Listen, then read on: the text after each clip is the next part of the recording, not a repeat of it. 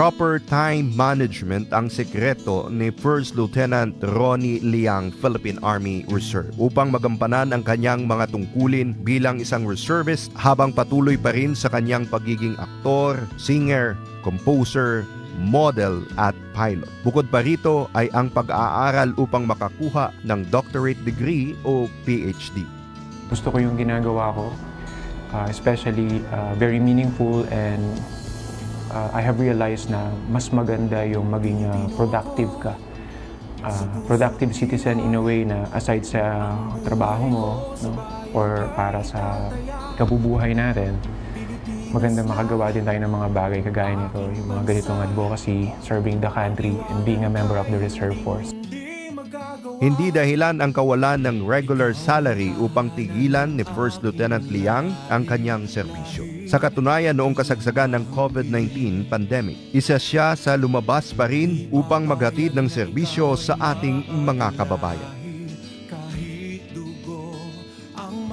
Sa amin, sa ating lahat ng mga uniform personnel, pag nakikita namin yung masaya, yung aming pinaglilingkuran, yung ngiti nila, literally, yun yung aming reward. That's our incentives. Yung management ko naman ng Viva, they're happy and proud, no? Pag nakikita na, si Ronnie, like nung lockdown, si Ronnie nagche-checkpoint, tumawag, Ronnie, bakit ka nandyan? Delikado. Boss, I have to fulfill my sworn oath to serve. Padala na lang po kayo ng pagkain.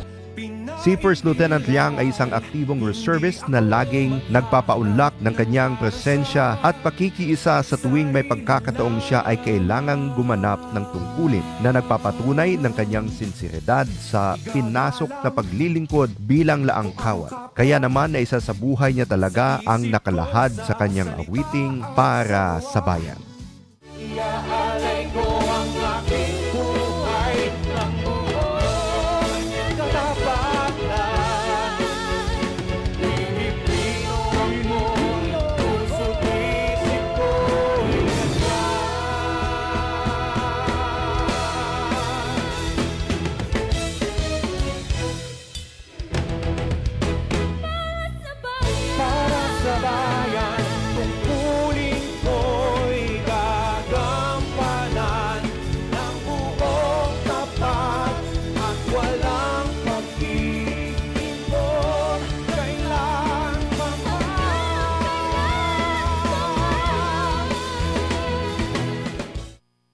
Paniniguro pa ni First Lieutenant Liang, sa lahat ng sandali ay nasa puso niya ang paglilingkod bilang reservist at ipakikita niya ito sa pamamagitan ng paghahandog ng oras at ng kanyang kasanayan gaya rin ng kanyang mga kapwa laangkawan.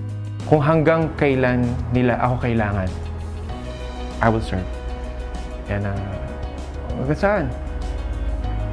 Kahit na piloto na ako, nasa airline na ako, yung ibig ko sabihin, pag kailangan ako, I will still serve. May dahilan bakit tayo binigyan ni God ng kalakasan, ng talent, skills. Araw-araw bumabangon tayo, not only for ourselves, but also para sa iba din. And we are all interdependent. Kung bakit man nandyan ka, kasi meron kang purpose.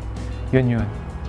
Yung makatulong ka, makapaglingkod tayo sa ating bayan. Para kay First Lieutenant Liang, mahalagang may sa puso rin ng mga kabataan sa kanilang murang edad ang pagmamahal sa bayan at ang layunin na paglingkuran nila ito sa paraang kanilang makakaya. Kabilang na ang pagiging reservist. At sa gitna naman nito ay ang patuloy niyang pakikiisa sa mga aktibidad at proyekto ng Philippine Army, lalo na yung may kaugnayan sa civil military operations. Mga bagay na nagpapakita ng magandang halimbawa sa youth sector ng ating lipunan. Sa mga kababayan ho natin, unang-una gusto ko po kayong pasalamatan, no, sa inyo pong kindness and generosity, sa inyong suporta sa laang kawal o sa mga reservist gaya ko po. And hiling ko lang po na sana wag po kayong magsawa at patuloy po kayong magbigay ng suporta. And ine-encourage ko na rin po kayo na to join us na rin. Dahil at the end of the day, ang kapwa Pilipino, tayo po, pare-pareho pong mga Pilipino ang tutulong sa kapwa Pilipino.